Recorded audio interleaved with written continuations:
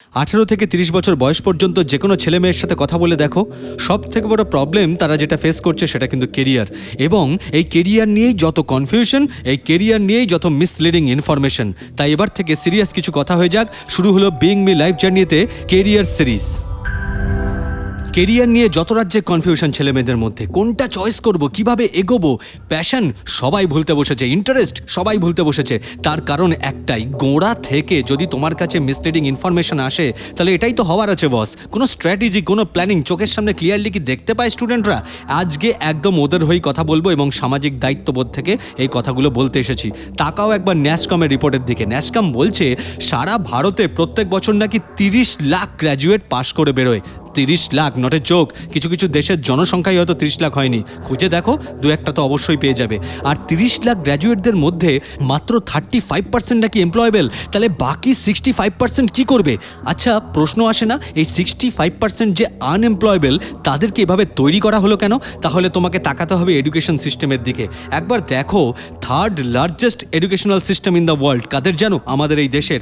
আবার 1800+ ইউনিভার্সিটি রয়েছে, 39,000-এর থেকেও বেশি কলেজ রয়েছে এবং 2 কোটির বেশি স্টুডেন্ট একসাথে পড়াশোনা করতে পারে এরকম সমস্ত রকম ইনফ্রাস্ট্রাকচার আছে। খুব ভালো, খুব ভালো, কিন্তু রেজাল্ট দিনের শেষে কথা বলছে না। এই রেজাল্ট কি বলছে? ন্যাসকমের report, 35% only employable among the 30 lakh graduate যারা প্রত্যেক বছর পাশ করছে। রিপোর্ট বলছে যে 15 থেকে 29 ইয়ার্স এই এজ গ্রুপের মধ্যে এখনও পর্যন্ত 30% আনএমপ্লয়েড। তার সাথে যারা অলরেডি চাকরি পেয়ে গেছে তাদেরকে যদি প্রশ্ন করা হয়, মাত্র 20% অনেস্টলি অ্যান্সার দিচ্ছে যে হ্যাঁ, আমরা জব স্যাটিসফ্যাকশন পেয়েছি। আর বাকিরা? এবার যদি কারণ খুঁজতে বসি তাহলে আমার মতে সব থেকে বড় দুটো কারণ আমি চোখে দেখতে পাই। তার মধ্যে প্রথমটা হলো ল্যাক অফ ক্ল্যারিটি। স্টুডেন্টরা জানেই না তো কোন পথে যে চলি, কোন কথা যে বলি, কিভাবে ভাববো।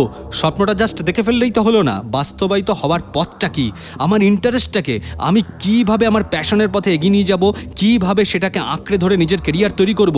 কোনো পরিবেশ কি চারপাশে দেখতে পাচ্ছি? দু একটা বাই চান্স বেরিয়ে গেলেও ইন জেনারেল কোথায়, কারোর দিকে আঙুল তুলছি না। কিন্তু এই প্রশ্নটার সম্মুখীন তো এবার সবাইকেই হতে হবে। চোখে আঙুল দিয়ে না দেখালে এই সমস্যার সমাধান তো হবে না। এবার তারপরে যদি সেকেন্ড কারণটা বলি তাহলে সেটা হলো রং কেরিয়ার স্ট্রিম। এটা কিভাবে হয়?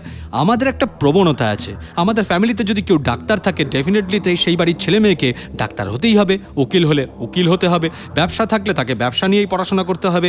এবং চারপাশে প্রতিবেশীদের চাপ, তারপর বাবা, কাকা, মামা, পিসি, নানা রকম আত্মীয় স্বজন যারা ধূমকেতুর মতো হঠাৎ হঠাৎ হয়তো কেউ কেউ এসে পড়ে, তারাও পরামর্শ দিতে থাকে।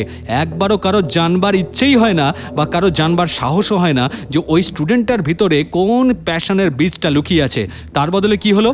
অমুক সায়েন্স নিয়েছে আমিও নেব, অমুক কমার্স নিয়েছে আমিও নেব, ও গায়ক হয়েছে ডেফিনেটলি আমি গায়ক হব, ও নাচতে পারে আমি কেন পারি না, ওর ছবি আঁকা এত ভালো, ও অ্যাক্টিং করে আমি কেন পারবো না। তাহলে এই লোক দেখা দেখি, মুখ দেখা দেখি, কপি ক্যাট, আলটিমেটলি কি হয়? রং কেরিয়ার স্ট্রিম। এবার এই ক্ল্যারিটি নেই, রং কেরিয়ার স্ট্রিম নেওয়া হয়ে গেছে, আলটিমেটলি লাইফে কি আসবে? Definitely no success, no happiness, only frustration, আর তার সাথে মিড লাইফ ক্রাইসিস। তার মধ্যে দিয়েই তো চলছে। তবে শোনো একটা কথা, আমি কিন্তু সেই লোকের মধ্যে পড়ি না যে শুধুমাত্র সমস্যা নিয়েই কি কেন শুধু প্রশ্নগুলোই তুলে যাই। প্রশ্নগুলোর শেষে আমার একটা উদ্দেশ্য থাকে, সেটা হচ্ছে সলিউশন। নিজের লাইফে এই ক্রাইসিসগুলোর সাথে ফাইট করে আইডেন্টিটি তৈরি করবার জন্যে আমি অনেক রকম সলিউশন বার করেছি, এখনও করি, আর সেটাকে অ্যাপ্লাই করি। এবং ডেফিনেটলি কোনো না কোনো সাকসেস যদি না আমার হাতের মুঠোয় থাকতো, কথা বলতে আসতাম না। সলিউশনের প্রথমেই একটা সেন্টেন্স বলবো, knowing yourself is the beginning of all wisdom. তুমি যুদ্ধ করতে যাচ্ছ, তুমি বিরাট বড় যোদ্ধা, অথচ নিজের অস্ত্রটাই চেনো না। হয়তো তোমার যাওয়ার কথা ছিল তলোয়ার নিয়ে, চলে গেছো তুমি সেখানে গুলি ডান্ডা নিয়ে। তো বদলে কি হবে? রেজাল্ট সবার জানা আছে, মেরে থোতা মুখ ভোতা করে দেবে দুনিয়া, এবং মার খেয়ে তুমি বাড়ি এসে কাঁদতে শুরু করে দেবে। এবং সেটাই হচ্ছে আমাদের সাথে। তো তোমার ভিতরে তোমার অস্ত্রটা কি? তোমার কেরিয়ার যুদ্ধে তোমার অস্ত্র তুমি নিজেকে কটা প্রশ্ন করেছো? বাইরের দুনিয়াকে প্রশ্ন করা বন্ধ করে এবার নিজেকে কোশ্চেন করো দেখি, কোনটা তোমার ইন্টারেস্ট, কোনটা তোমার প্যাশন, তোমার স্ট্রেংথ কোনটা, তোমার উইকনেস কোথায়, কোথায় গেলে তুমি খাবে। নিজেকে তো কিছু প্রশ্ন করতেই হবে। তোমাকে তো জানতে হবে তোমার টার্গেট কোনটা, তোমাকে তো জানতে হবে তোমার গোল কোনটা। নাকি বাড়ি থেকে বেরিয়ে স্টেশনে দাঁড়িয়ে টিকিট কাউন্টারের সামনে দাঁড়িয়ে ভাববে যে আপে যাব না ডাউনে যাব, নাকি বাড়ি থেকেই তুমি ভাবনা চিন্তা করে বেরো যে আজকে আমাকে আপে যেতে হবে, আজকে আমাকে ডাউনে যেতে হবে। তাহলে এরকম মিনিংলেস জার্নি কেরিয়ারের ক্ষেত্রে কেন হবে? যেটা তোমার প্যাশন নয়, যেটা তোমার ইন্টারেস্ট নয়, ডেফিনেটলি সেটা তোমার কেরিয়ারও নয়। আজ কম্প্রোমাইজ করবে কারণ বন্ধু করেছে বলে, বাবা কাকা মামা পিসি জেঠু জেঠিমা বলেছে বলে, কোনো টিচার বলেছে বলে? তাহলে ডেফিনেটলি তোমার তো হয়ে এসছে বস। শোনো, সবটাই নেগেটিভ নয়, আমি তোমায় একটা রাস্তা বাতলে দিচ্ছি। একটা খাতা কলম নিয়ে বসো, ডেফিনেটলি এটা তোমাকে হেল্প করবে। তুমি টিভিতে লক্ষ্য করেছো লোকে ইন্টারভিউ কিভাবে দেয়, সিনেমায় দেখায় না ইন্টারভিউ হচ্ছে, ঠিক সেরকমভাবে নিজের ইন্টারভিউ নাও। একদম অনেস্টলি কিছু প্রশ্ন করো নিজেকে। প্রথম, খুঁজে বার করো তোমার নিজের বিহেভিয়ার প্যাটার্ন। কোন কোন সিচুয়েশনে তোমার ব্যবহার কেমন হয়, কোন কোন সিচুয়েশন তোমাকে দমিয়ে রাখে, কোন কোন সিচুয়েশন তোমাকে ভিতর থেকে মোটিভেটেড করে দেয়, সেটা লেখো। এবার লেখবার সময় হয়েছে, এটুকু পরিশ্রম তোমাকে করতেই হবে। তোমার থট প্যাটার্নটা কি, মানে তুমি কোন ধরনের চিন্তা ভাবনার মধ্যে দিয়ে যাও, কোন চিন্তা তোমাকে বেশি টানে, কতটা গভীরে তুমি চিন্তা করতে পারো, তোমার যে কোনো জিনিস নিয়ে পারসেপশন গড়ে তোলার কায়দাটা কি, চিন্তা শক্তি নিয়ে কোনো কিছুকে অ্যানালিসিস করা, এটা তোমার থট প্যাটার্ন। এটাকে লিখবার চেষ্টা করো, তাহলে নিজেকে চিনতে পারবে। তারপর তোমার স্কিল, সেগুলোকে 1 2 3 4 করে লিস্ট করতে শুরু করো, কি কি তুমি পারো। বিশ্বাস করো, ল্যাঙ্গুয়েজ জানা, বলা, লেখা, এই সমস্ত কিছুকেও স্কিলে রাখতে হবে। আবার তার সাথে সাথে বিভিন্ন রকম ফাস্ট লিখতে পারো কিনা, ফাস্ট কথা বলতে পারো কিনা, ফাস্ট রিডিং করতে পারো কিনা, তুমি দ্রুত হাঁটো না আস্তে হাঁটো, তুমি কতক্ষণ জেগে থাকতে পারো, কতক্ষণ তোমার ঘুম একান্তই দরকার, এগুলোও কিন্তু বেসিক হিউম্যানিটেরিয়ান স্কিলের মধ্যে পড়ে, এটাও তোমাকে লিখতে হবে। এরপর অতিরিক্ত আঁকতে পারো কিনা, তোমার আঁকাটা ডিজিটাল পেন্টিং কিনা, কালার প্যাস্টেল কিনা, তুমি স্কেচ পেন দিয়ে আঁকতে ভালোবাসো নাকি ওয়াটার কালার করতে ভালোবাসো, সেটাও স্কিল। তোমার ডান্স তোমার স্কিল, তোমার গায়কি তোমার স্কিল, তোমার কম্পোজিশনস করার ক্ষমতা সেটাও তোমার স্কিল, পড়াশোনায় ম্যাথ তুমি ইনস্ট্যান্টলি করে দিতে পারো, সেটাও তোমার স্কিল, তুমি একের পর এক ফর্মুলা চোখের পলকে বলতেই পারো, সেটা তোমার স্কিল। তো যেটাই তোমার স্কিল হোক না কেন, সেটাকে এবার লিস্টিং আউট করবার সময় হয়েছে। বিং মি পডকাস্টে বহুবার তোমাদের আমি ইনভেস্টমেন্ট অন সেলফের কথা বলেছি।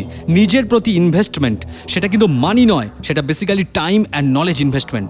প্রতিদিন একটা পার্টিকুলার টাইমে পড়তে বসো, নিজের মনের খিদে থেকে নলেজ গোগ্রাসে গিলতে থাকো, নিজেকে শেখাও, নিজের স্কিল ডেভেলপমেন্ট করাও। দেখবে যেটুকু তুমি জানো বা যে একদমই জানো না, সেখানে ধীরে ধীরে নলেজের পাহাড় জমতে থাকবে। আর সাথে সাথে অ্যাপ্লিকেশন করে দেখতে থাকো ওটা আদৌ তোমার দ্বারা হচ্ছে কিনা।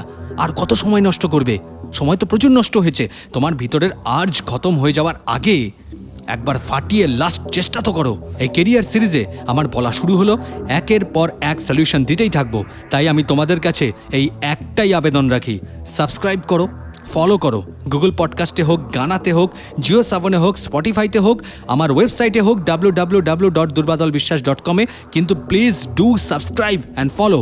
আর শেয়ার করো বন্ধুদের মধ্যে, কারণ ভালো জিনিস শেয়ার করার পর আশপাশে তোমার মতো একটা ফেলো ফিলিং, একটা সারাউন্ডিং এনভায়রনমেন্ট তৈরি হবে, যেখানে সবাই পজিটিভ চিন্তা করবে, যেখানে সবাই নিজেদের তাগিদে, নিজেদের ইচ্ছা শক্তিতে একটা নতুন পরিবেশ গড়ে তুলবে, আলটিমেটলি যেখানে তোমারই লাভ হবে। তাহলে দেখা হচ্ছে এই সিরিজের পরের পডকাস্টে।